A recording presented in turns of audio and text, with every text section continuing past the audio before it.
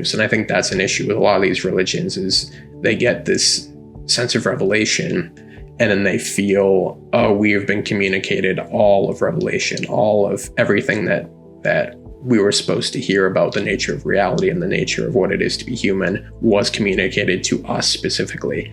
And it's really not about that. It's about, we were given a sliver of the truth and we have to share it with the world. This was our sliver of truth that we were given.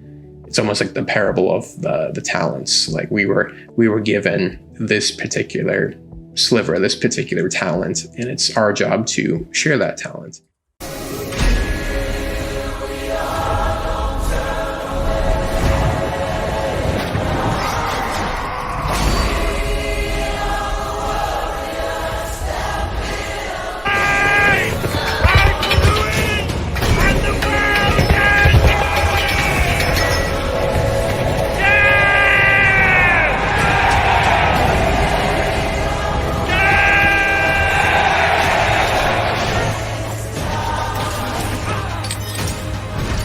About how hard you hit. It's about how hard you can get hit and keep moving forward. How much you can take and keep moving forward. That's how winning is done. This team, we fight for that inch. On this team, we tear ourselves and everyone else around us to pieces for that inch. We claw with our fingernails for that inch. This is where we hold them. This is where we fight. This is where they die. And these shields die. Hello, beautiful people. I am Matthew Harris, and it's time once again for the Matt's Mindset podcast. So last week we discussed the secret to life, and this week we'll be discussing the nature of God. I know I'm really keeping the topics light. But in all seriousness, as these topics require the utmost reverence and respect, I welcome discussion or critique of any of my work or anything that I have to say. These are my conjectures. As the Oxford professor of physics, David Deutsch, said, we begin with a problem, and then we solve that problem by putting forth conjectures. The only way that epistemological knowledge grows is by us taking issue with previous knowledge. And we run into a problem, a contradiction, and the individual puts forth a conjecture that seeks to resolve that conflict. And then other people critique and discuss that conjecture until we reach a consensus. And then we can build epistemological knowledge based on consensus. This is also known as dialectic discourse, which has its roots, as so much else, in the ancient Greek world.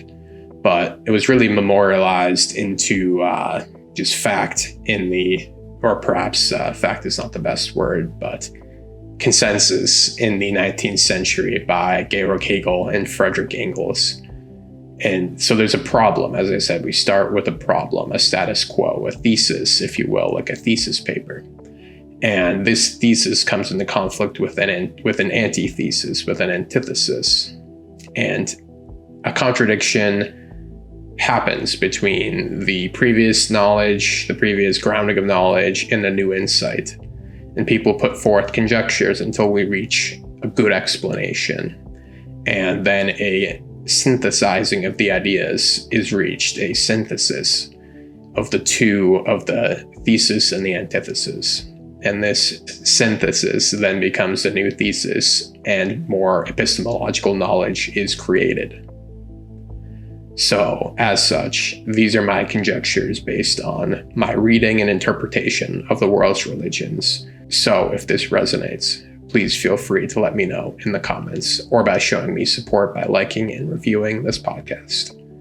And if you disagree with my conjectures, please let me know in the comments or by leaving a review or in some other way, letting me know that why you disagree with my conjectures so that we can grow together and reach a more perfect truth.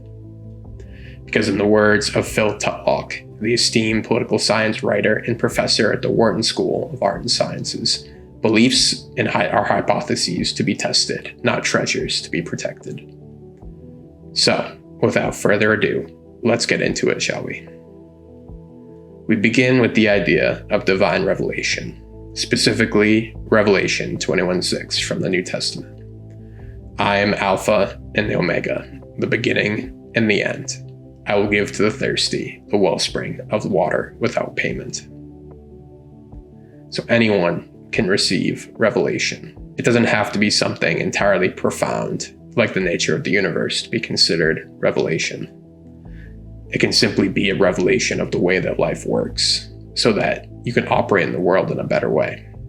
Because the more you learn about yourself, the more you learn about the world, and the more you learn about others, these are all revelations or insights.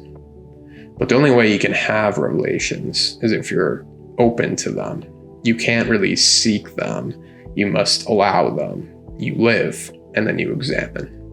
So it's not like you're sitting in a room all day and just kind of like trying to read or trying to force these to come to you, trying to force this web of connections.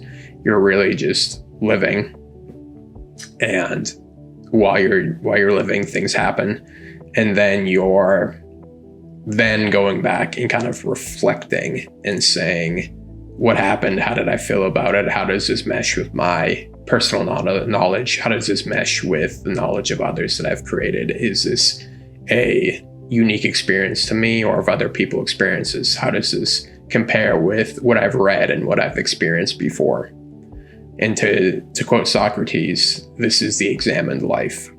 And the unexamined life is not worth living. But I also put forward a counterpoint to his quotation that the unlived life is not worth living. You must live and have true and bountiful experiences and then reflect on them to receive the revelation. As Tennyson said, better to have loved and lost than never to have loved at all. There have been innumerable revelations throughout history, the most important staying with us in sacred books, but also in famous works of literature, culture, and art. Richard Dawkins, the evolutionary biologist, would refer to this phenomenon as a meme. Memes, of course, as you know, are jokes or bits of information that are shared and take on a new meaning based on their multifaceted and layered meaning. Memes in our culture are funny and ironic because of the juxtaposition of ideas presented. But Dawkins, who, ironically enough, is a staunch atheist, would classify memes as cultural ideas or symbols that are transmitted from one person to another, much like genes are transmitted from one generation to the next. Memes are like cultural genes, which all generations that follow inherit. And when a sliver of revelation is introduced into society in the form of a meme, it will stand the test of time. When individuals receive revelation about the nature of what it is to mean to be human, or about the nature of reality, people resonate with it. Whether Plato's allegory of the cave, published in 390 BC, which we discussed last week, all the way to J.K. Rowling in the Harry Potter series, these are ideas that have been revealed to certain individuals who have then shared them with the general public. And the general public has agreed that yes, this is consensus, this is what is, this is the way, this is what it means to be human. I resonate with this experience and this journey. And when it comes to the nature of God, many of these truths have been revealed to prophets or religious leaders throughout history. And in the words of Naval Ravikant, the Indian-American entrepreneur and investor, there are two kinds of fools: those who take religion literally and those who think it has no value. Religions are stories that lay out the specific mental models and morality and ways to live. Over the years, many have been bastardized to suit the limiting themes of consciousness we discussed last week. If you don't know what I'm talking about, go back and listen to last week's episode where I discussed the themes of consciousness at length. But for now, suffice to say, all major religions of the world still have value and insight, as they're all divine revelation and have stood the test of time. They are cultural memes, which we have inherited from previous generations. And just like genes, cultural memes are put through the gauntlet of survival of the fittest. There are many forms of Christianity that existed in 300 AD, for example, that don't exist now. Examples being Gnosticism, Arianism, and Donatism. But as religions grow, they become inflexible. They become treasures to be protected and not hypotheses to be tested. For example, for me and my part, I reject the concept of original sin, which is kind of a cornerstone of Christian teaching. The knowledge of good and evil is what makes us fundamentally human. Having free will is what makes us fundamentally human.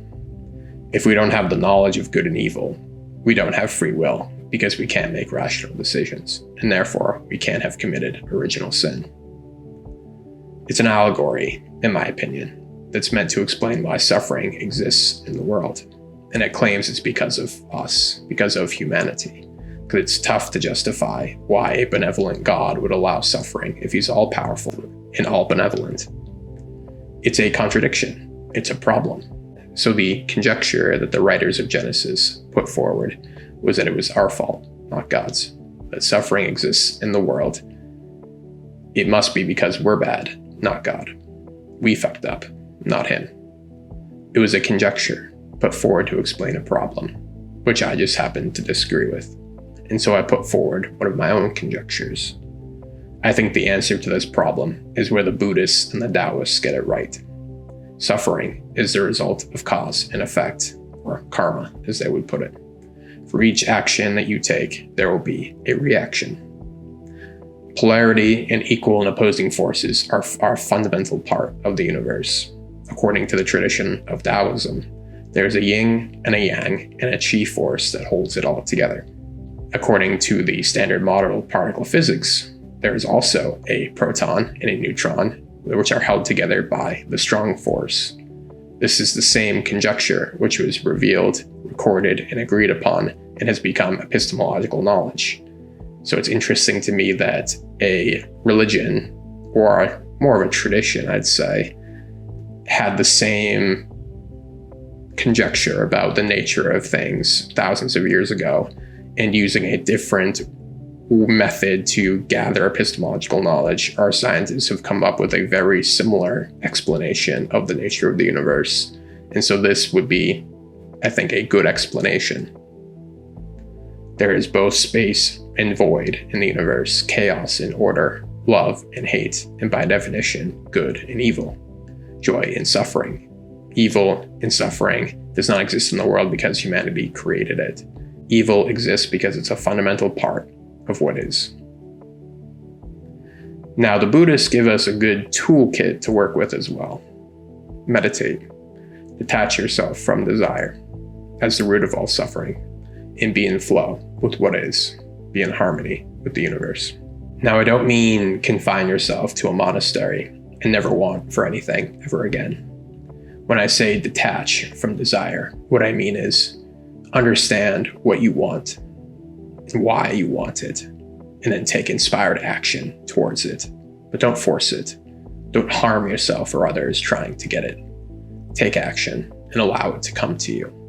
And if it passes you by, consider that perhaps it was a desire that was not in your highest good, and something better is simply coming along. Such advice, I think, is a good explanation because it can be reflected in both the Taoist and Stoic traditions. Taoism and Stoicism evolved independently of one another, and yet are kind of the Eastern and Western philosophical mirrors of one another. Revelation knows no boundaries or borders. Some of the most valuable memes contributed by Christianity are the parables that Jesus would tell. They're stories that really deconstruct truth in the same way that Jacques Derrida would go on to do nearly 2 millennia later by pioneering his philosophy of deconstruction. The theory of deconstruction holds that binary oppositions in literature are not mutually exclusive, but rather interdependent. Basically, he argues there is no end-all be-all moral of a story. By deconstructing a story, we can reveal multiple and at times conflicting messages. And no one really does this better than Jesus of Nazareth. For example, the parable of the prodigal son, where you have a son who goes to his father and asks for an advance on his inheritance, and the father is like, sure, respects his wishes, gives him the advance on his inheritance. And the youngest son then goes off, frits it away on sex, drugs, and rock and roll, all the quote unquote good things in life, has a great time, lives a dream. And he lives out all of his most basest desires, like whatever, use your imagination, really. And like basically whatever your basest desires, whatever you want, whatever you think he could have, he has it. And he ends up running out of money. And at that point, he's really only able to get a job as someone who takes care of pigs. And pigs, this is kind of important because according to Jewish tradition, are some of the lowest of all the animals in their minds, which is why kosher law prohibits consuming of pork. But taking care of pigs, he really makes like little to no money at all. And he can't even afford food, and he hits rock bottom when he finds himself eating the shells of pea pods that the pigs leave behind. And finally, as he kind of has this revelation where he's at this rock bottom state, that he realizes that, like I should just shelve my pride, go back home, beg my father's forgiveness, and I'll tell him that while I don't deserve to be your son, I will beg to be your servant, and I'll work in your household because I know that at least you'll pay me well and you'll treat me well. And he says, like, I don't really expect to be welcomed back as your son, but I'm going to just beg for your forgiveness, ask for a job. And so that's what he does. He goes back home, begs forgiveness from his father. And this is, I think, a pretty quintessential human experience when you've been off the path, or you've been, fulfilling all of your basest desires, and then something terrible happens and you're kind of, get on your knees and you're like, I'll change. Like, you make a deal. You're like, I'll change. I promise I'll change if you just don't allow this to come to pass. I promise I'll change if this happens for me. And so what happens? The father runs out, embraces him, cries, throws a richly embroidered cloak around his shoulders, welcomes him back as his son. And then the father asks his staff, his servants, to slaughter like one of the fattest calves that he was saving. They're going to have a huge celebration because his son has returned. And so this is a great allegory, of course, for when you go off the path and then returning to God, or returning to the path, or returning to the faith. And the older son, who of course has been dutiful and been helping out on the farm and being a good son, and he's not demanded his inheritance. He's been just towing the line and living, a pretty good life. And he's just like a little bit miffed at seeing this treatment. And he's like, I'm the one who stayed here. I'm the one who did everything you asked me to do. And I'm the one who's been praying and treating people well and doing this and that. And you've never thrown me a party or slaughtered a calf, or it seems like you haven't really treated me like the way that you're now treating the guy who just kind of used all your money and told you to fuck off for weeks at a time, and now it's just come back. Don't you think that's a little messed up? And the father says, rejoice, because it was lost and now it's been found. And that's it. That's the end.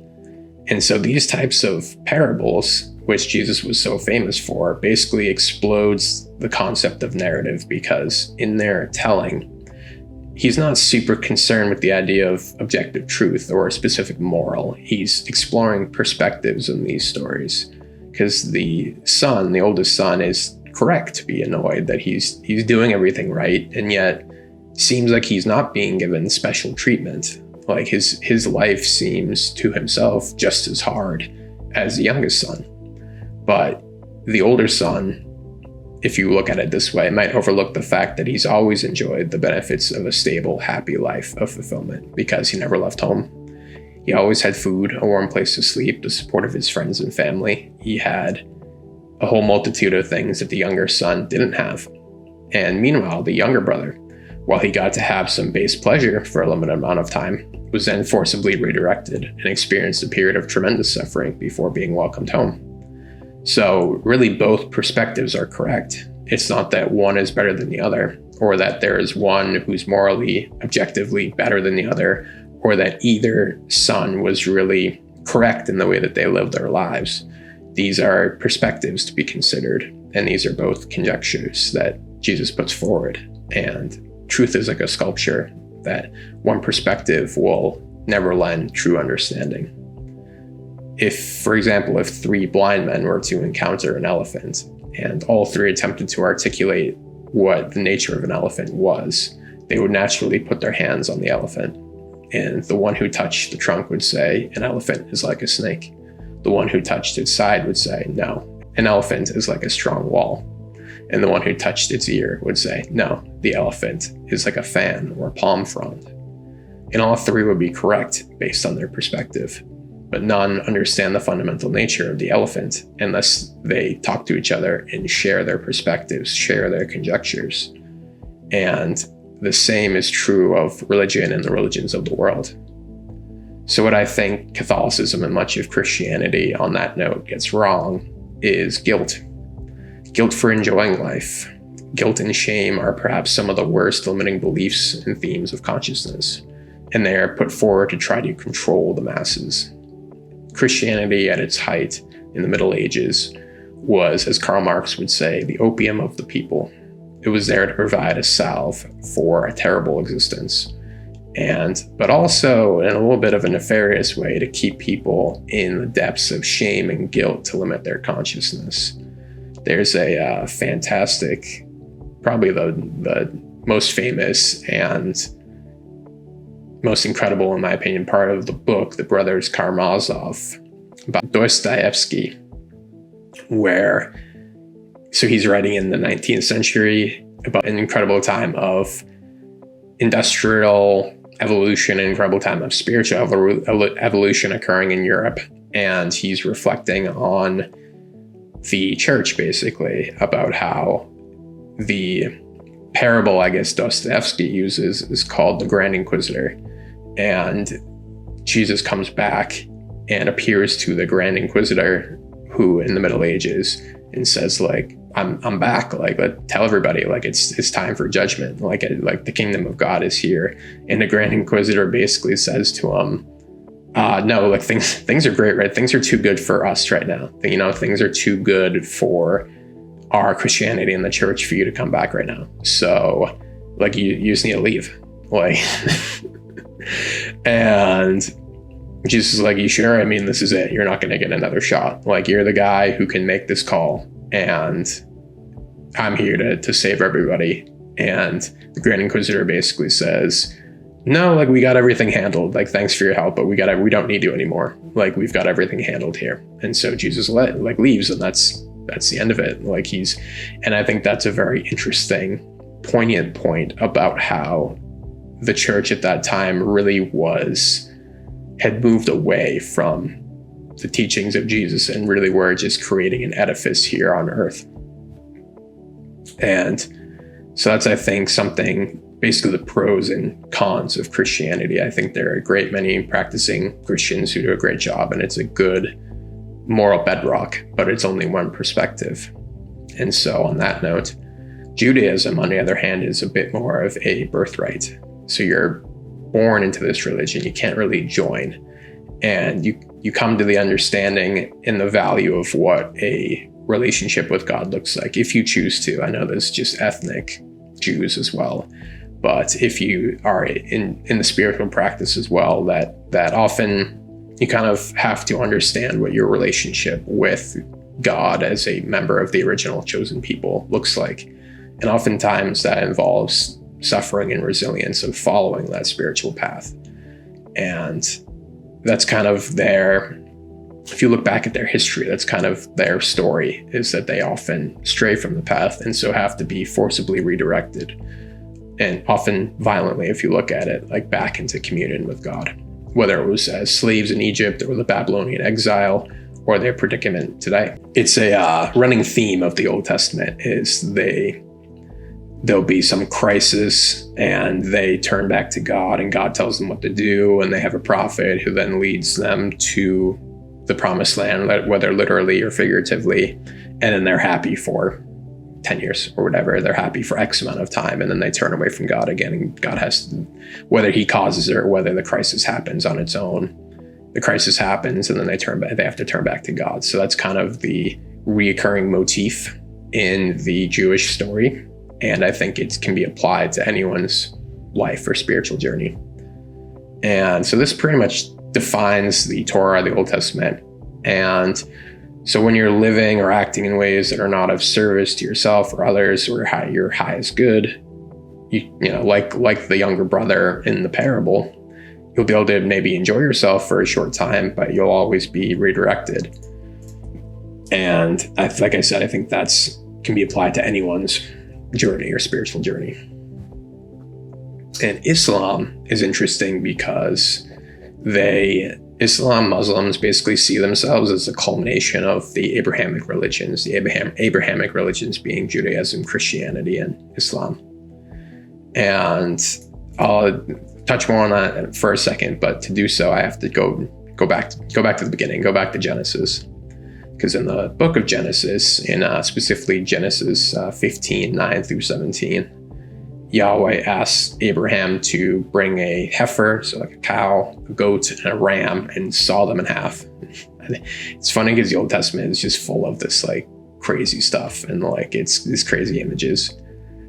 But this is the historical context for that. This is how covenants were sealed back then. Obviously, cows and livestock are valuable. They're a very valuable part of your, you know, they're basically assets. Like if you were thinking about it back then, it's like having, you know, a certain amount of assets. So you only really did this when you wanted to make a very, very, very, like, think of like Harry Potter, like the unbreakable vow, like you're really making a unbreakable vow. So this was how covenants were sealed back then, is you would both parties would take some of their most valuable assets and they would saw them in half. And so there would be, and put each kind of create like a little gauntlet, create a little walkway, and the blood obviously would be like flooding in the middle of it. And then both of you would walk through it together holding hands. So it was like a contract. And this sealed the contract. And when both of you walked through the blood together, it signified, may what happened to these animals happen to the person who breaks this contract.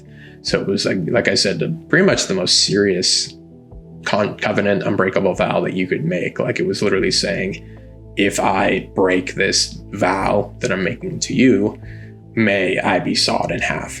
So pretty aggressive. But instead of, so in Genesis, this is what happens. So Abraham does that. God asks him to do this. Abraham cuts the cow and the goat and the ram in half and arranges them properly. But before he can walk through, God puts him in a trance. And then God, personifying as a torch, then kind of floats through, walks through the pathway, walks through the blood by himself. So meaning it's not really even like, it's interesting because you really have to interpret this. Like basically that means that like, since Abraham didn't walk through, God's basically saying, we're making this covenant together that you're my chosen people and I'm your God. But if either of us breaks this covenant, then what happened to this cow, what happened to like this ram will happen to me and me alone. So if either of us break this contract, what happened to this cow is going to happen to me and not to you. And so obviously, as we talked about, when the Jewish, according to Jewish tradition, when they do break the covenant again and again and again and again, God then sends his son to fulfill the prophecies of Isaiah, to die for man's sins and reconcile man to God. That's kind of the whole prophecy. It's kind of how it all flows together.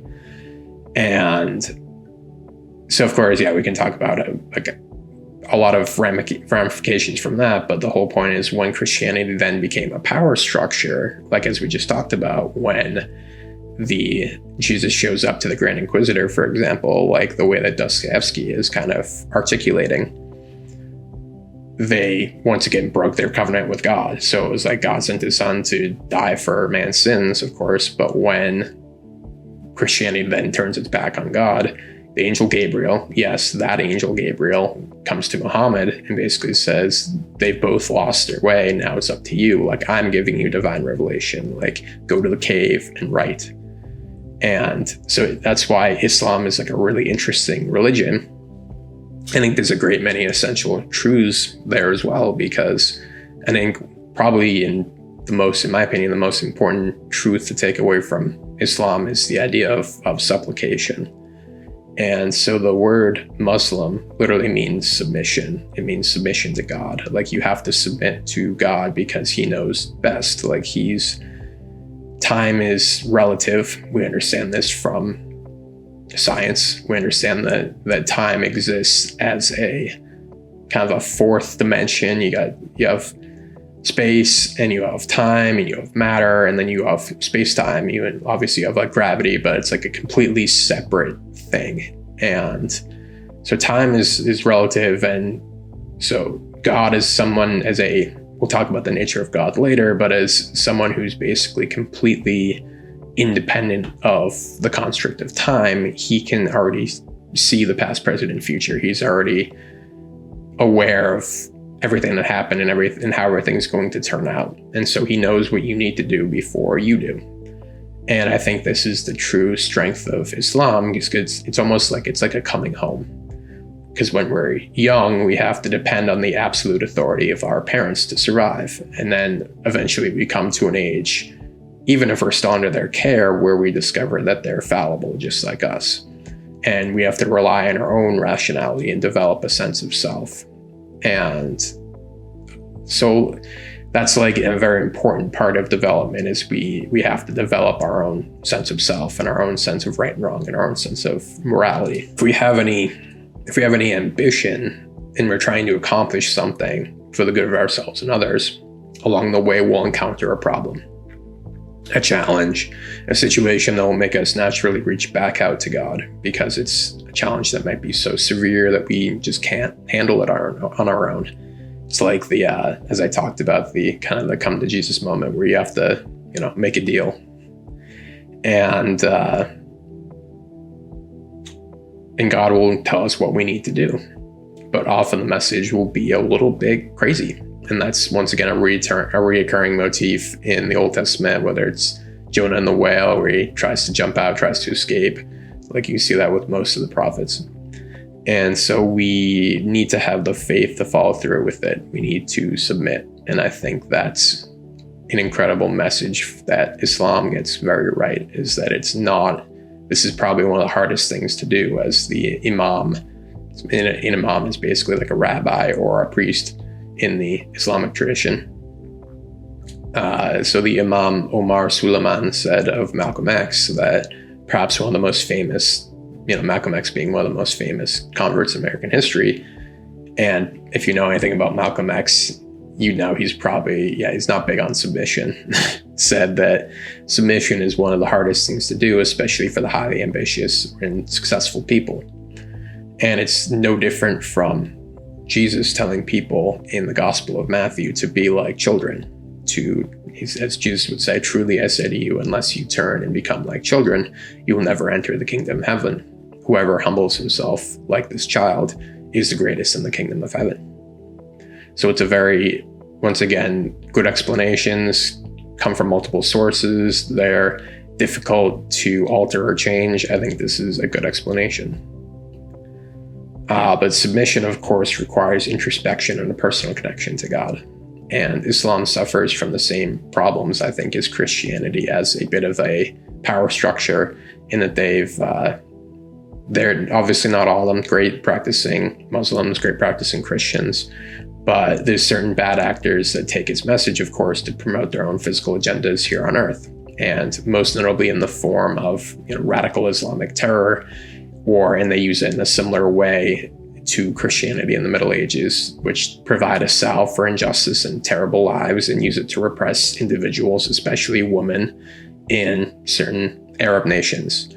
So I think a fundamentally incredibly rich religion and tradition that also suffers from a lack of taking in multiple perspectives. And I think that's an issue with a lot of these religions, is they get this sense of revelation and then they feel, we have been communicated all of revelation, all of everything that we were supposed to hear about the nature of reality and the nature of what it is to be human was communicated to us specifically. And it's really not about that. It's about, we were given a sliver of the truth and we have to share it with the world. This was our sliver of truth that we were given.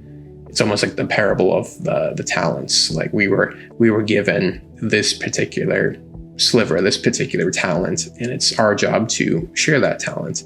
But it's not the lone truth. It's not the end all be all. Just because you're good at basketball means that everyone who's not good at basketball is not right in following their talent or their truth. It's like whatever you were given, you are supposed to share. You're not supposed to say, this is the way. You're supposed to say, oh, this is what I believe. Let me see how that meshes with what you believe. And so these are the so-called Abrahamic religions. So, and they're so-called because they stem, at least theologically, from Abraham. You have Judaism, and then by extension Christianity, which extends from Abraham and then eventually to David, and from David to Jesus. And so that's Abraham's son, Isaac. And you have Islam, which extends from Abraham's son, Esau. And so those are the Abrahamic religions. And Buddhism and Taoism, on the other hand, are Eastern religions and developed independently of Western or Middle Eastern social and theological thought. And while Christianity and Judaism and Islam, as I said, all contain their essential truths, I think Buddhism and Taoism get closest to the actual nature of reality and the nature of God. So I think that Christianity, Judaism, and Islam provide valuable messages about how to kind of live and exist in the world and how to move forward and how to live fulfilling lives in relation to God. I think that Buddhism and Taoism get the closest to the nature of God. Alan Watts, I think, does a phenomenal job. He's an English writer and speaker known for interpreting and popularizing the Eastern religions and traditions of Buddhism, Taoism, and Hinduism for a Western audience. And so he would describe the nature of God as such. So just a thought experiment. So suppose you were God. Suppose you have all the time, all the eternity, all the power at your disposal. What would you do? Suppose you were given the power to dream any dream you wanted to every night. So you basically can lucid dream, but like in full control of it. Naturally, you could dream any span of time. You could dream 75 years of time in one night, 100 years in one night, 1,000 years of time in one night. And it could be anything you wanted. So you make up your mind before you went to sleep. Tonight, I'm going to dream of so-and-so. Well, naturally, you would start out by fulfilling all your wishes. You would have all the pleasures you could imagine, the most marvelous meals, the most entrancing love affairs, the most romantic journeys. You could listen to music such as no mortal has heard and see landscapes beyond our wildest dreams. And for several nights, or maybe for a whole month of nights, you will go on that way, having a wonderful time. But then after a while, you begin to think, well, I've seen quite a lot. Let's spice it up. Let's have a surprise. Let's have an adventure.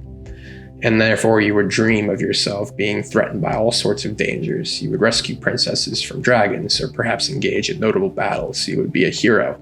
And then as time went on, you would dare yourself to do more and more outrageous things. And at some point in the game, you would say, tonight I'm going to dream in such a way that I don't know that I'm dreaming. So that you would take the experience of the dream to complete reality.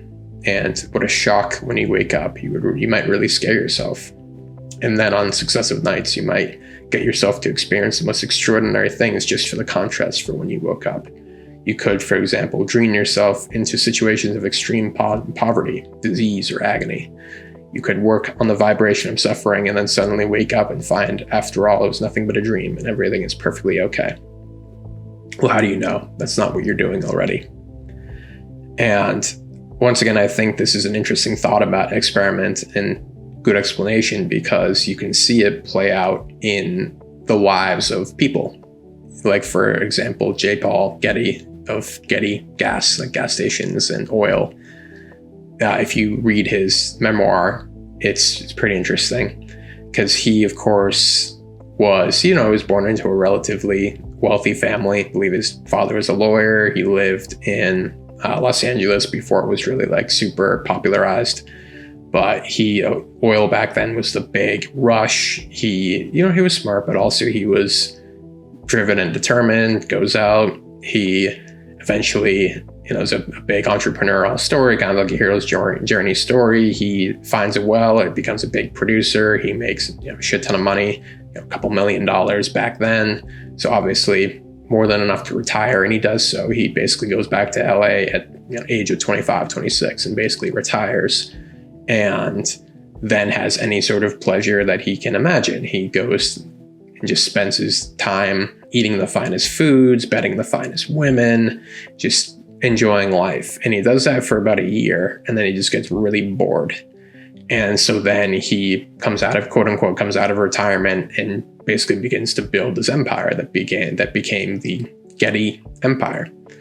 And so makes it bigger and starts investing money, starts building his empire, buying different companies, making sure it gets bigger, bringing his services and business overseas. He creates kind of this giant empire. And then he's once again kind of says like, well, that was pretty good. That was crazy. What do I do now? And that's when he kind of turns to art, turns to philanthropy.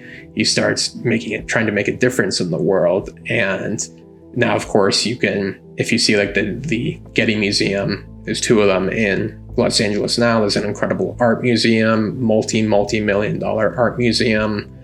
And his villa, one of his villas in Malibu, is once again a giant art museum, which now has become a museum. And so it's kind of a similar thing of like, if you had that money, if you had millions of dollars at the age of like 25, it's like, what would you do? It's like, if you could dream any dream, you'd probably fulfill all of your earthly pleasures, and then you'd get really bored. And so then you would strive for a bigger and bigger and bigger challenge. And so I think that once again, coming from different, not necessarily revelation, but coming from different sources, being, yes, this is a fundamental human experience, it's a good explanation.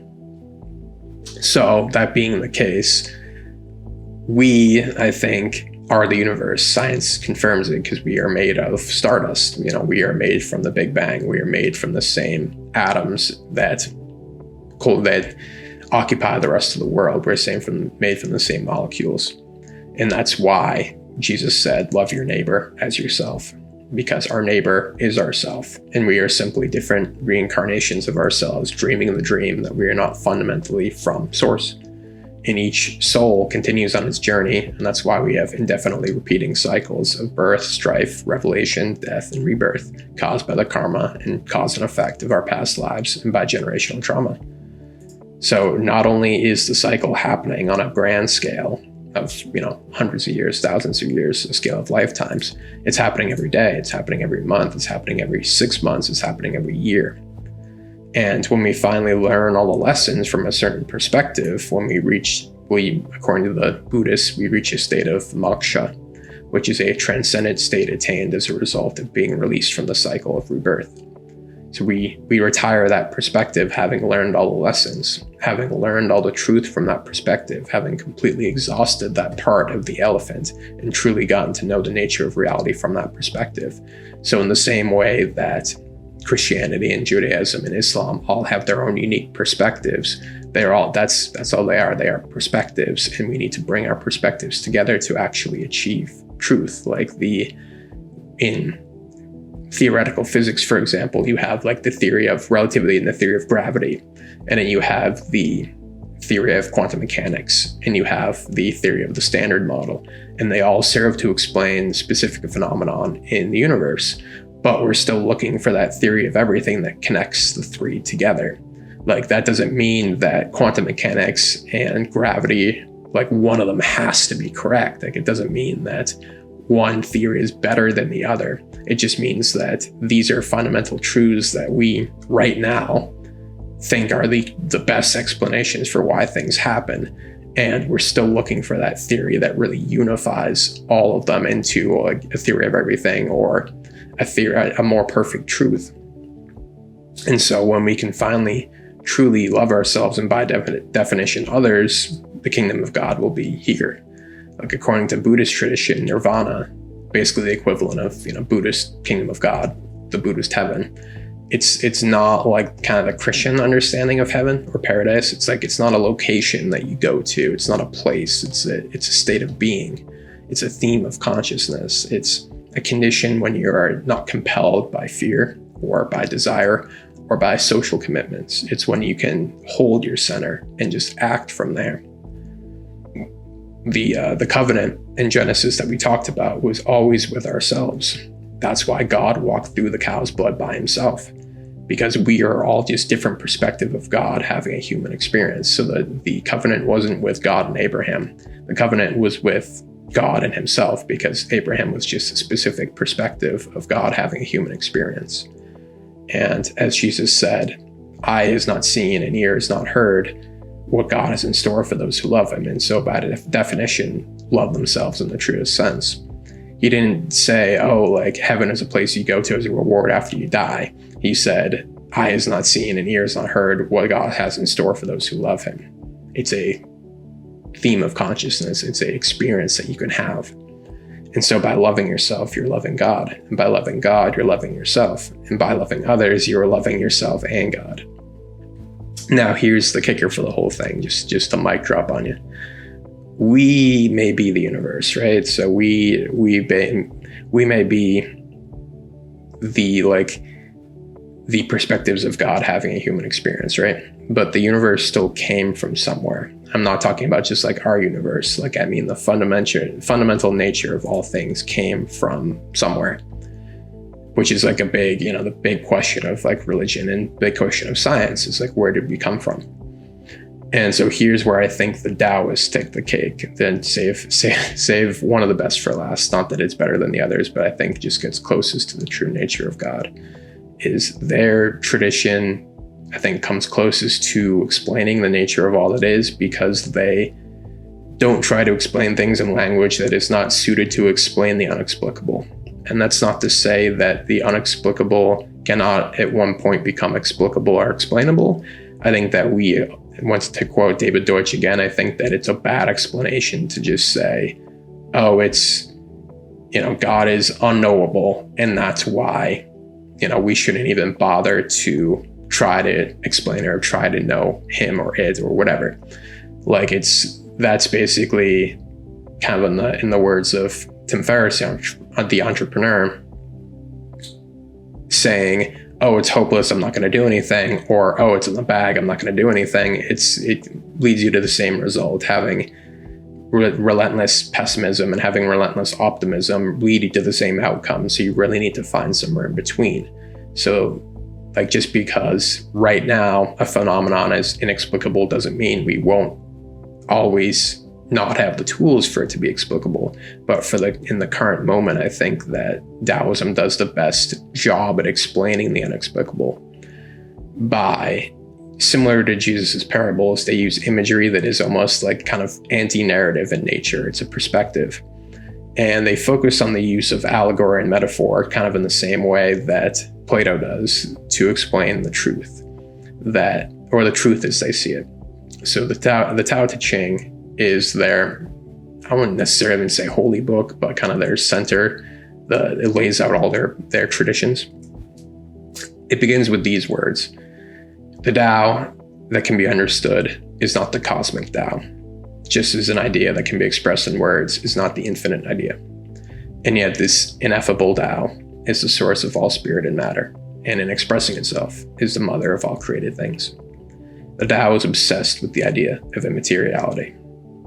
So once again, I think this is verse 11. So the Tao is basically just obsessed with the idea of understanding something. It's almost like another person. Like, you can never really fully understand what it's like to be another person. That's like what the modernist writers like James Joyce were trying to do, is like trying to fully immerse you in the experience of what it was like to be him. Like, if you read Ulysses, his kind of magnum opus, it's pretty unintelligible because he tried really hard to just write in a stream of consciousness. He really tried really hard to take you through a day of what it was like to be him. And because of that, it's very random and disjointed, because that's kind of how existence is. Like, you're walking through life and random thoughts come into your brain and you follow them for a little bit, and then you go, oh, what was I doing? And then you focus on your task. And so he was really trying to bring you into that moment of what it was like to be him. But it's pretty impossible to really truly know what someone else's experience is like. And the Tao is kind of obsessed with that idea of like immateriality. So for example, they would say a wheel may have 30 spokes, but its usefulness lies in the empty hub. A jar is formed from clay, or in our case, like glass, but its usefulness lies in the empty center. A room is made from 4 walls, but its usefulness lies in its empty center. Matter is necessary to give form, but its true value to reality lies in its immateriality. So everything that lives has a physical body, but the value of a life is measured by the soul. So that's verse 11 of the Tao Te Ching. And so this harkens back to, like I said, Plato's idea of the idea of ideal forms. Is like the hammer that you see is not a true hammer. The table that you see is not a true table. Like what makes a jar? It has empty space. That's the fundamental nature of a jar, as it is designed as a vessel. What makes it valuable is not its matter, but its lack of matter. It's designed specifically with this unthingness in mind. If it was solid, it wouldn't be a jar, it would be useless. So therefore, the ultimate intelligence, the really real God, the Most High, whatever you want to call it, he isn't a thing at all. It's neither chaos nor order. It's neither love nor hate. It's neither good nor evil. It does not conform to the fundamental nature of reality because it is not of this reality and cannot be constrained by the rules of such reality. As Professor John Vervanke, the professor of psychology from the University of Toronto, would put it, the ultimate intelligence is a no-thingness, which is not the same as nothing.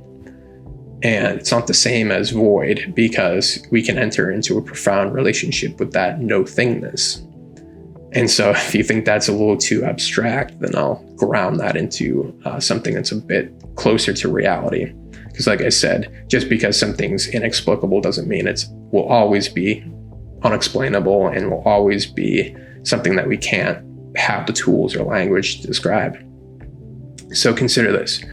When you meditate, you can become an observer of your thoughts, feelings, and impulses. You can observe the observable mind. You can notice what's there. You can track the thoughts, you can note them, and then you can return to an anchor, like the breath or a candle or a mantra. So you're basically sitting there and you'll be trying to follow the breath, and then thoughts or impulses or emotions will come in, and you can say, oh, look a thought, look an emotion, and then you can kind of just let them go and return to the anchor. But who is doing the observing? Who is observing the thoughts, the emotions, the impulses? You can't observe who's doing the observing. So like you are sitting there and you're observing things come and go, but you can't really look at who's doing the observing because that's the seat of the mind. Nothing can observe the observing self, which does not identify as a gender or a sex or even a self. Like this is kind of the fundamental nature of the problem of consciousness. It's like, what is it? Is it it's an emergent phenomenon? What exactly is the nature of consciousness? And that's it's a no-thingness. It does not have desires or thoughts or impulses or dreams or emotions. It's pure awareness. It's peace, it's satisfaction, it's a blue sky that always exists far above the swirling and constantly changing clouds of emotion and thought. And that is the no-thingness within you. And the no-thingness within you can come into greater contact with the ultimate intelligence, which is the ultimate no-thingness, in the pure awareness that is peace and satisfaction. And that is the nature of God. Light and love, my friends. Go in peace to love and serve. Siamo di un altro pianeta e ci baciamo la notte a testa in giù, il cuore sull'altalena. Stasera è la mia sera e sto su un altro pianeta fatto apposta per me. Mi chiedo che fai stasera, stasera torna a casa con me. Ma chi siamo veramente quando nessuno ci guarda? Il bello del sole che c'è sempre, che si nasconde tra le stelle. Ti ricordi chi sei quando riparti da zero? Io mi ricordo di noi, di quanto lontano ci sembrava il cielo. Guardami, non ci servono parole, portami dove non importa dove scrivimi, senza fare il mio nome. Siamo di un altro pianeta e ci baciamo la notte a testa in giù, il cuore sull'altalena. Stasera è la mia sera, e sto su un altro pianeta, fatto apposta per me. Mi chiedo che fai stasera, stasera torna a casa con me. Siamo fuori, fuori orari, fuori di testa, ma siamo dentro ad ogni cosa, tu lo diresti mai. Siamo fuori, fuori fuoco, siamo di un altro pianeta.